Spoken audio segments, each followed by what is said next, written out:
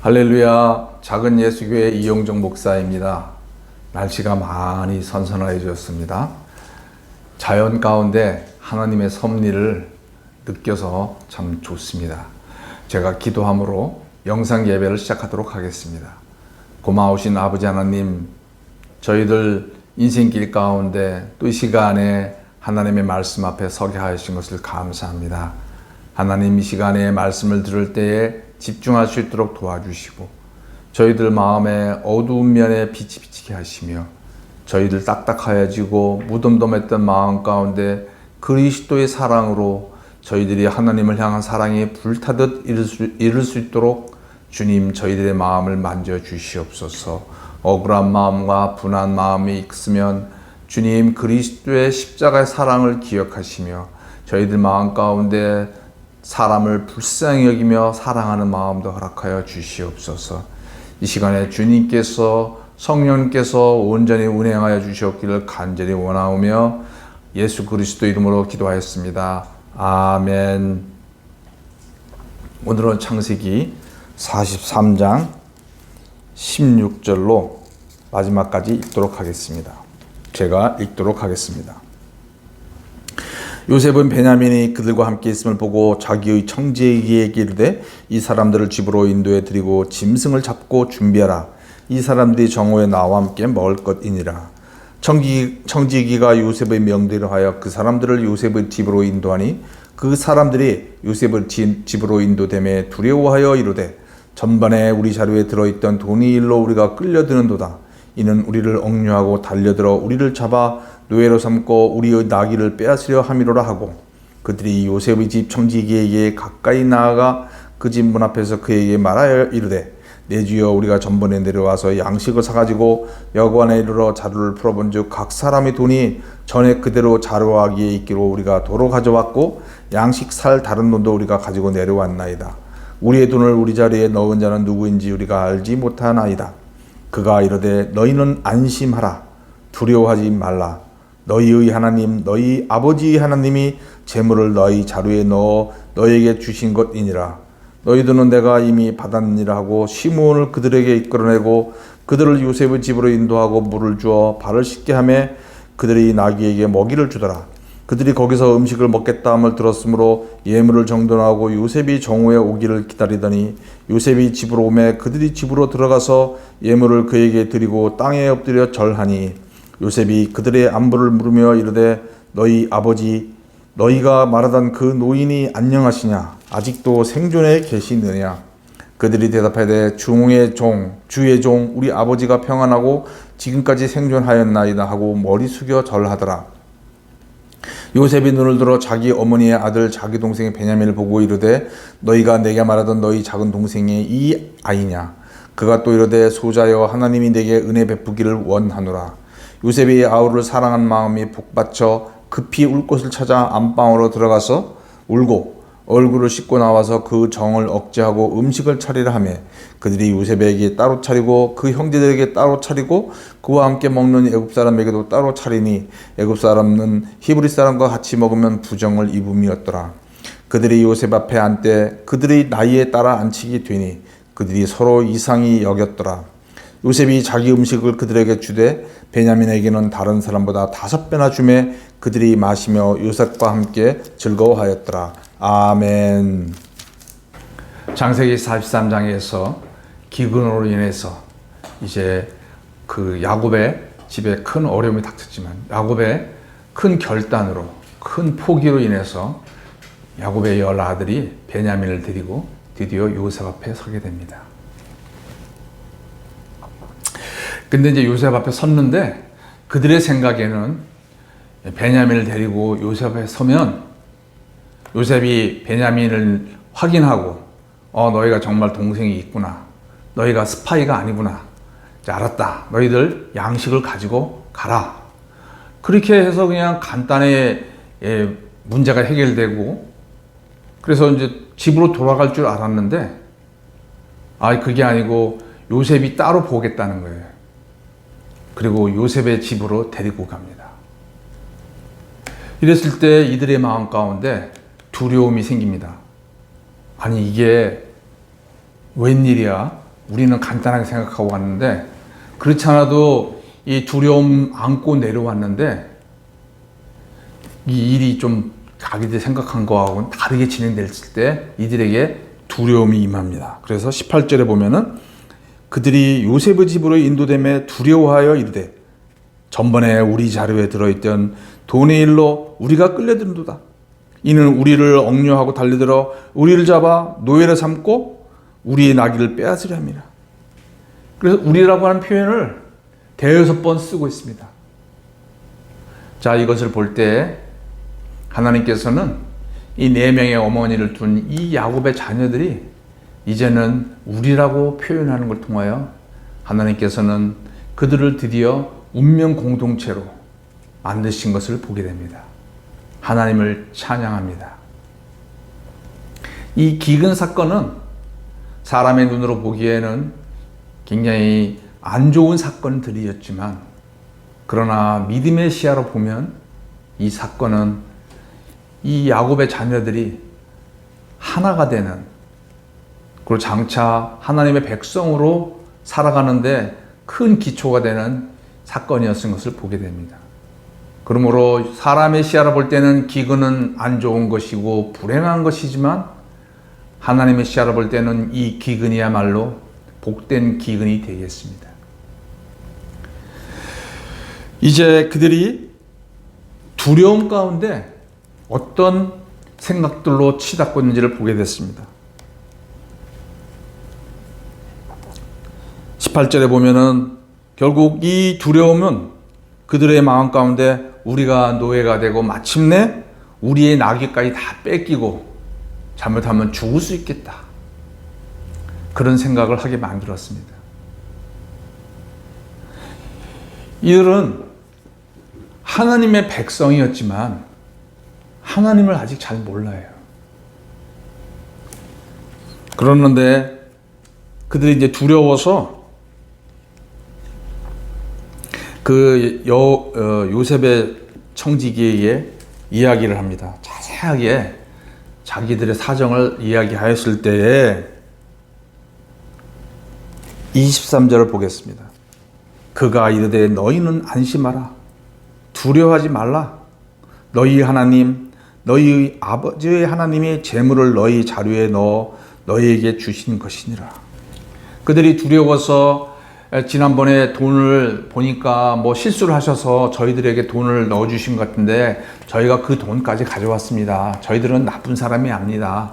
제발 선처해 주세요 하면서 두려움에 벌벌 떨면서 이야기를 했을 때 이 요셉의 종에게서 나오는, 청지기에서 나오는 말이 안심하고 두려워하지 말아라. 왜? 그 다음 말이 놀랍습니다. 너희의 하나님, 너희 아버지의 하나님, 그 하나님께서 너희들에게 주신 것이다. 이 야곱의 열아들은 이 말을 들었을 때 깜짝 놀랐습니다. 아니, 이 애굽의 그 강력한 신, 자기들이 믿고 있는 신보다도 더 강력해 보이는 그 신들이 있는 이곳에서 그 요셉의 종의 입에서 하나님이라는 말이 나옵니다. 그리고 그 하나님은 너희들의 하나님이고 너희 아버지의 하나님이다. 그 하나님께서 너희들에게 복을 주시기 위해서 그렇게 하신 것이다. 어떻게 이런 일이 있을 수가 있습니까? 아마 그 요셉의 종이 요셉의 영향을 받았을 수도 있습니다. 성경은 자세하게 나오지 않지만 이 과정을 그냥 신비로만 놓아두는 것을 볼 수가 있습니다. 한 사람이 그 우상 가운데서 하나님을 향하고 그 다음에 일어나는 일들에 대해서 하나님의 시야로 해석한다니, 이 얼마나 놀라운 일입니까? 야곱의 10아들들은 자기들에게 일어나는 일들에 대해서 죽을 것만 같았기 때문에 도저히 영적으로 해석할 그런 능력이 없었던 거예요. 영적 통찰력이 없었던 거죠. 그러나 오히려 이 이방에 있는 요셉의 종은 영적 감각을 가지고 오히려 그 야곱의 10 아들들에게 일어난 일들을 영적으로 해석해 주고 있습니다. 성도 여러분들은 이미 이 사건에 대해서 다 알고 계시기 때문에 결과를 알고 있습니다. 정말 이 사건은 야곱의 아들들이 생각하는 게 맞았을까요? 아니면 요셉의 종이 생각하는 게 맞았을까요? 믿음의 감각, 영적인 감각을 갖고 있느냐 안 갖고 있느냐의 차이는 우리가 똑같은 상황을 만났을 때 죽을 것처럼 내가 여기고 절망에 빠질 수도 있고, 하나님께 대한 희망을 가지고 우리가 소망 가운데 살 수도 있는 것입니다. 예레미야 29장 11절에 너희를 향한 나의 생각은 내가 하나니 재앙이 아니라 평안이요 너희 장래에 소망을 주려 하는 생각이라. 이 야곱의 후손들로 말미암아 이스라엘이 생겨났지만, 이스라엘 민족은 나중에 출애굽한 이후에 광야 생활할 때에도, 그리고 약속의 땅이 가나안 땅에 들어갔을 때도 그들은 어려움만 생기면 절망하고 하나님을 원망하고 미래에 대한 희망을 갖지 못하였습니다. 그러나 그때마다 하나님께서 선지자들을 통해서 그렇지 않다, 너희들이 죄를 회개하고 돌아오면 하나님께서 너희들에게 복을 주실 것이다 라고 격려를 하셨습니다. 그러나 우리가 알듯이 이 이스라엘은 결국은 하나님 앞에서 망하게 됩니다. 이 야곱의 12명의 아들들의 이런 믿음 없는 태도는 마치 앞으로 그 민족에게 일어날 슬픈 일들을 미리 내다 보여주는 듯합니다. 성도 여러분, 우리에게 이 믿음의 태도를 갖는다는 것, 그것은 그냥 교회 생활을 잘한다는 것과는 좀 더 다릅니다. 영적인 감각을 갖는다는 것. 영적인 감각을 갖는다는 것은 그냥 교회 잘 나가고 헌금 잘하고 성경 열심히 읽고 기도 시간에 기도하고 그런 것이 아닙니다. 그런 어떤 행위가 만약에 영적인 감각의 기준이 된다면 바리새인들이야말로 영적인 감각을 갖는데 뛰어난 사람들이어야 합니다. 그러나 그들이 육신을 입고 오신 하나님을 배웠을 때에 영적인 감각을 갖고 있던 사람들은 그분이 하나님인 것을 알아봤지만 바리새인들은 알아보지 못했습니다. 오늘날 우리 한국교회 목사님들과 성도님들은 영적인 감각 그러면 무엇을 생각하십니까? 교회 활동을 생각하십니까? 또는 어떤 제자 훈련, 전도, 그것은 하나의 겉으로 드러난 모습이죠. 저 이용정 목사도 오랜 세월 동안 나름대로 경건하게 살아왔다고 하지만, 그러나 실상 삶에서 보면 영적인 감각을 갖는 것이 쉽지 않음을 보게 됩니다. 자, 이제 이 야곱의 10 아들들, 하나님이 택하심을 받고 그 선조들이 믿음의 열조 가운데서 하나님을 경험했지만 이들은 아직 그냥 들었을 뿐 개인적으로 하나님을 경험해 본 적이 없습니다. 성도 여러분, 영적인 감각을 갖는다는 것이 무엇이겠습니까? 그것은 마음 깊은 곳에 하나님의 존재에 대한 인식, 하나님이 내 안에 계신다, 내 삶에 보이진 않지만 하나님이 역사하신다 하는 것들을 그냥 우리가 감정적으로 인정을 하는 거예요. 그러나 왜 오늘날 많은 그리스도인들이 또 많은 목사님들이 이런 교회 활동을 많이 얘기하지만 하나님에 대한 영적인 감각에 대해서는 둔할까요? 그것은 목사님들 자신이 그런 영적인 체험들이 적기 때문에 그렇다고 저는 생각을 합니다. 그렇기 때문에 그런 목사님 밑에서 성도들이 영적인 체험을, 영적인 감각을 갖기가 쉽지 않습니다.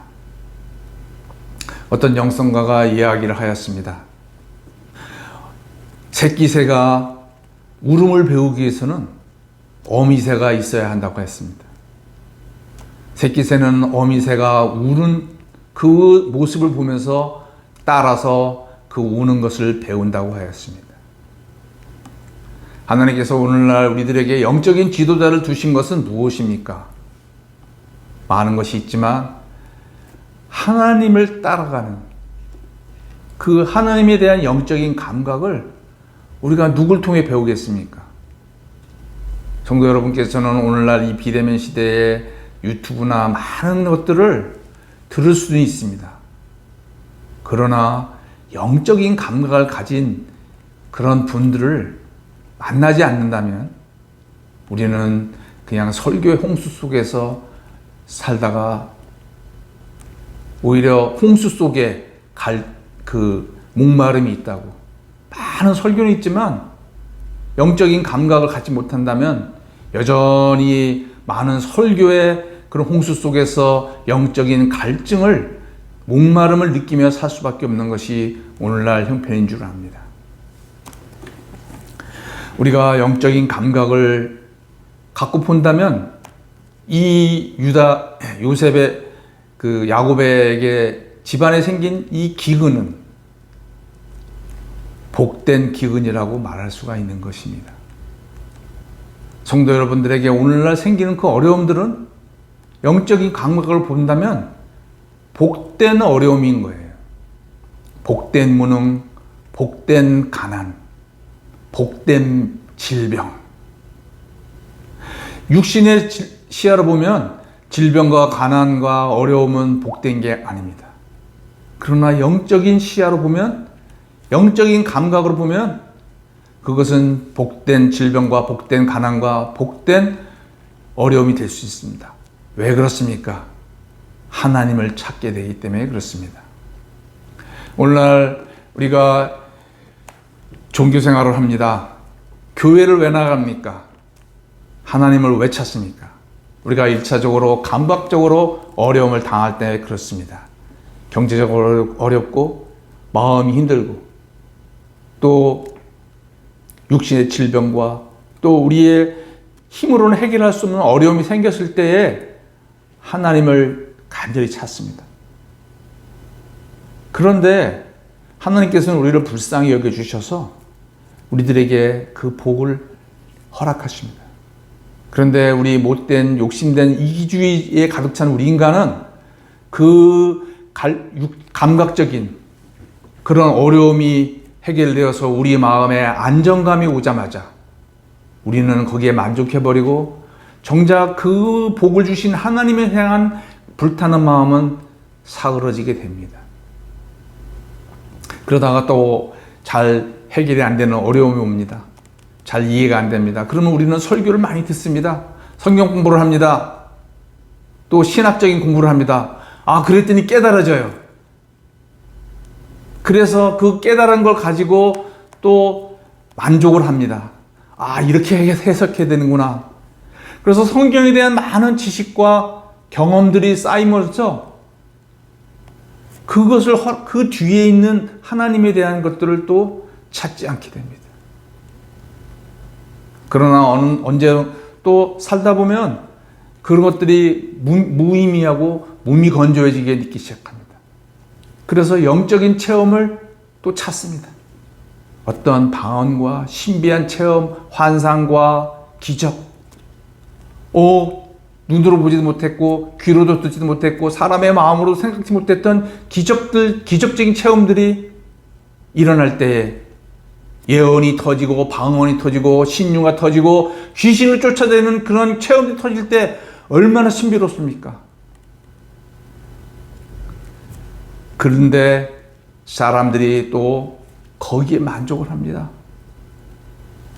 그래서 자기의 경험을 내세우고 자기의 체험을 내세우고 오히려 그런 신비로운 체험은 하나님을 있는 그대로 알아가는 데 방해가 됩니다. 오늘날 우리 개신교의 어려움은 이런 거라고 생각이 됩니다. 예수님을 믿으면 축복이 있고 예수님을 깊이 알면 성경을 알게 되고 그 다음에 신비로운 체험을 한다. 이것이 개신교의 영성의 한계라고 저는 생각합니다. 그 넘어선, 그 모든 것을 넘어선 하나님이 자체에 대한 그 영성. 예수님께서도 큰 계명이 있다고 그랬습니다. 그 중에 하나가 하나님을 마음을 다하고 뜻을 다하고 힘을 다하여 하나님을 사랑하는 겁니다. 하나님이 주신 그 축복을 사랑하는 게 아니에요. 그 은사를 사랑하는 게 아니고 하나님은 자체를 마음을 다하여 정말 뜨겁게 사랑해야 됩니다. 그렇게 말씀하셨는데 우리 이기적인 그리스도인들은 하나님이 주신 것만 내 손에 쥐어지면, 내가 평안하면 거기서 끝이는 거예요. 성도 여러분, 영적인 감각을 갖도록 하는 것에 방해가 있다는 걸 아셔야 됩니다. 악한 마귀 사탄이 우리를 그냥 영적으로 어린아이에 머물게 만드는 거예요. 그러나 영적인 감각을 가지려면 우리가 투쟁을 해야 됩니다. 하나님을 사랑하기 위해서 몸부림을 쳐야 됩니다. 하나님을 경험하기 위해서 몸부림을 쳐야 됩니다. 기도응답에 만족하지 마시고 영적인 감각, 하나님을 뜨겁게 사랑하게 해달라고 기도해야 될 줄로 압니다. 기도하겠습니다. 아버지 하나님, 오늘 말씀을 통하여서 저희들 영적인 감각을 갖는 것이 얼마나 중요한 것을 보게 됩니다. 영적인 감각이 없을 때에는 그 기근이 저주스럽고 피하고 싶은 것이지만, 영적인 감각으로 볼 때는 그 기근이야말로 복된 기근이며 복된 어려움이라는 것을 고백하게 되는 줄 압니다.